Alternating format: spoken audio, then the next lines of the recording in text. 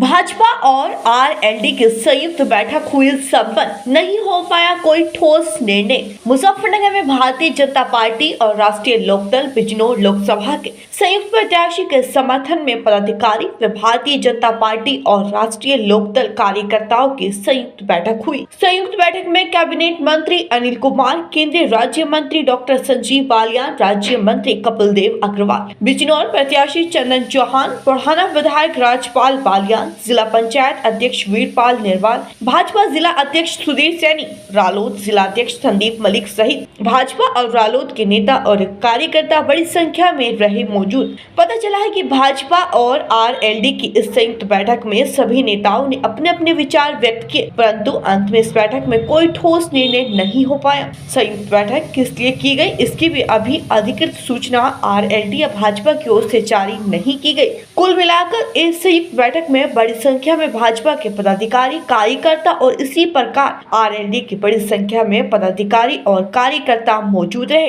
बैठक में उत्तर प्रदेश के स्वतंत्र प्रभार राज्य मंत्री कपिल देव अग्रवाल ने नवनियुक्त कैबिनेट मंत्री उत्तर प्रदेश सरकार अनिल कुमार को गले लगाकर उन्हें पुष्प देकर हार्दिक स्वागत किया। पूरी संयुक्त बैठक में दोनों मंत्री कपिल देव अग्रवाल और अनिल कुमार ही छाए रहे। प्रतीक्षा की जा रही कि इस संयुक्त बैठक में राष्ट्रीय लोकदल और बीजेपी के नेता और कार्यकर्ताओं का मिलन समारोह भी हुआ। आज संयुक्त बैठक हुई है। ये एनडीए की बैठक थी जिसमें राष्ट्रीय लोकदल के और भारतीय जनता पार्टी के सभी समर्पित और जिम्मेदार कार्यकर्ता शामिल हुए हैं। एक समन्वय बैठक थी क्योंकि अभी तक हम लोग जो है विपक्ष में थे, अब हम लोग एनडीए का परिवार है। आदरणीय जयंत चौधरी जी एनडीए में शामिल हुए हैं, तो दोनों के कार्यकर्ताओं में एक परिचय बैठक एक तरह से थी क्योंकि चुनाव एकदम हमारे सर पे खड़ा है। एक दो दिन में नोटिफिकेशन होने वाला है और दोनों हमारे प्रत्याशी जनपद मुजफ्फरनगर से आदरणीय डॉक्टर संजीव बालियान जी जो केंद्र में मिनिस्टर भी हैं, दूसरे हमारे सम्मानित विधायक जो मीरापुर से हैं चंदन चौहान जी, वो बिजनौर लोकसभा से प्रत्याशी हैं। दोनों लोगों को कैसे हमें भारी मतों जिता के भेजना है उसकी एक रणनीति भी तय हुई है और एक दोनों लोगों के, दोनों कार्यकर्ताओं के, दोनों पार्टी कार्यकर्ताओं के एक परिचय बैठक की हुई। देखिए, भारतीय जनता पार्टी राष्ट्रीय लोकदल का जो गठबंधन हुआ है उसकी मुजफ्फरनगर लोकसभा और बिजनौर लोकसभा की सभी पदाधिकारी और महत्वपूर्ण कार्यकर्ता और नेताओं की आज बैठक थी। आपस में कोऑर्डिनेशन हुआ है, परिचय हुआ है और एक संकल्प लिया है कि दोनों लोकसभा में भारी बहुमत से जिता के तीसरी बार मोदी जी को देश का प्रधानमंत्री बनाएंगे। राष्ट्रीय लोकदल के कार्यकर्ताओं की ज्यादा जिम्मेदारी मुजफ्फरनगर लोकसभा रहेगी। आदरणीय अध्यक्ष जी ने कहा है, जो आज की सभा के अध्यक्ष राजपाल बालियान जी, और भारतीय जनता पार्टी के कार्यकर्ताओं की ज्यादा जिम्मेदारी बिजनौर लोकसभा की रहेगी।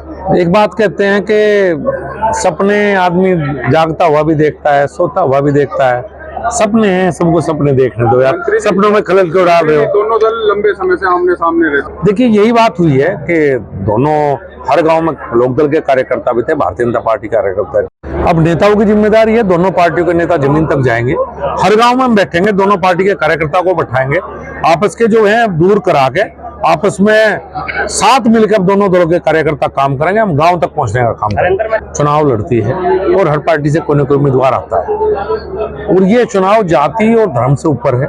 ये चुनाव मोदी जी को प्रधानमंत्री बनाने का चुनाव है और इन बाधाओं से सबसे ऊपर है। ये एक विचारधारा का चुनाव है, कोई जातीय चुनाव नहीं, अपनी अपनी जाति का चुनाव है। सीए लागू हुआ है, क्या कहेंगे? सीए नागरिकता देने का कानून है, लेने का नहीं है।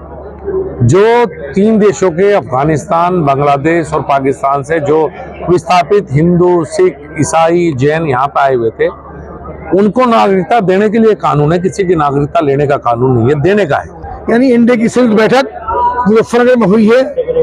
अब बाकी बातें बहुत सारी, मुझे एक शब्द कहना है, अब गठबंधन की बारी है और दोनों सीट हमारी है।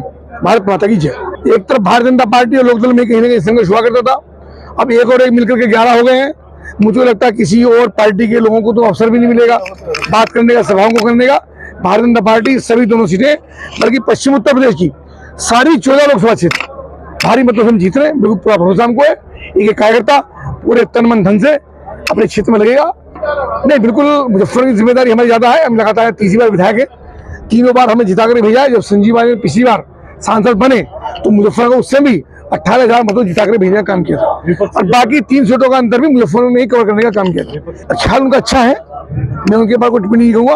मैं अपनी बात कहूंगा कि मुजफ्फरनगर की सीट लोकसभा की और बिजनौर की सीट, चूंकि दो ही क्षेत्रों की मीटिंग यहाँ पर थी, मैं दोनों की बात कर रहा हूँ, दोनों सीटें भारी मतों से जीती। आप बिजनौर के प्रभारी है, बहुत ज्यादा जिम्मेदारी, तो क्या समझा जाए, क्योंकि वहाँ से मैं बिजनौर का प्रभारी हूँ, मुजफ्फरनगर से विधायक हूँ, उत्तर प्रदेश में मंत्री हूँ, और एक क्लस्टर जिसे 5 लोकसभा आती हैं उसका मैं प्रभारी भी हूँ। उस रूप में मेरी जिम्मेदारी है। मेरा आपसे कहना है, निवेदन है, आह्वान है, अब पूरा भरोसा है कि सभी 14 लोकसभा क्षेत्र, 14 लोकसभा सीट पश्चिम उत्तर प्रदेश में जीत रहे। देखिए, संयुक्त बैठक बिजनौर लोकसभा, जैसे कि आपकी जानकारी में 3 जनपदों में फैला हुआ है, ये लोकसभा सीट है।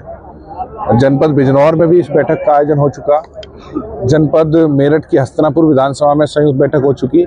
उसी क्रम में आज जनपद मुजफ्फरनगर के अंदर बिजनौर लोकसभा की 2 विधानसभाएं, पुरकाजी और मीरापुर, और मुजफ्फरनगर लोकसभा की आपकी 4 विधानसभाओं का संयुक्त कार्यकर्ता एक सम्मेलन और बैठक हुई, जहां संकल्प लिया गया कि राष्ट्रीय लोकदल पदाधिकारी और कार्यकर्ता आगे रह के आदरणीय संजीव बालियान जी का चुनाव और भारतीय जनता पार्टी राष्ट्रीय लोकदल गठबंधन के प्रत्याशी को जिताने का काम करेंगे।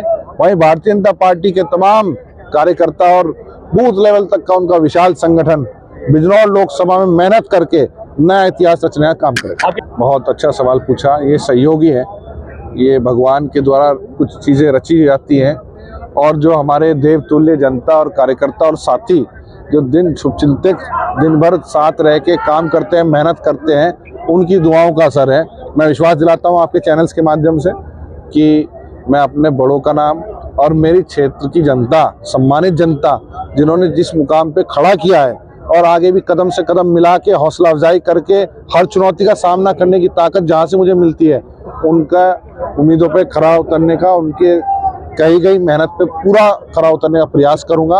और आने वाले समय में जो भी लक्ष्य मेरे लिए तय करेंगे, अपने नेता माननीय जयंत चौधरी जी और देश के यशस्वी प्रधानमंत्री जी आदरणीय नरेंद्र मोदी जी के विकसित भारत का जो संकल्प है, उसमें बिजनौर लोकसभा की क्या भूमिका रहेगी, उसको सुनिश्चित करने का काम करूँ। देखिए, संकल्प, कोई भी जीवन अधूरा है जिसमें संकल्प और लक्ष्य ना हो। जिसके जीवन में लक्ष्य नहीं और संकल्प नहीं, वो जीवन व्यर्थ है। आज हमें लक्ष्य दे दिया गया है, ये 2024 का जरूर चुनाव हो रहा है, पर मैं आपको बताना चाहता हूँ, बड़ी जिम्मेदारी के साथ बताना चाहता हूँ, एनडीए के परिवार ने आने वाले 2029 तक का संकल्प भी तय कर लिया है, उसको पूरा करेगा।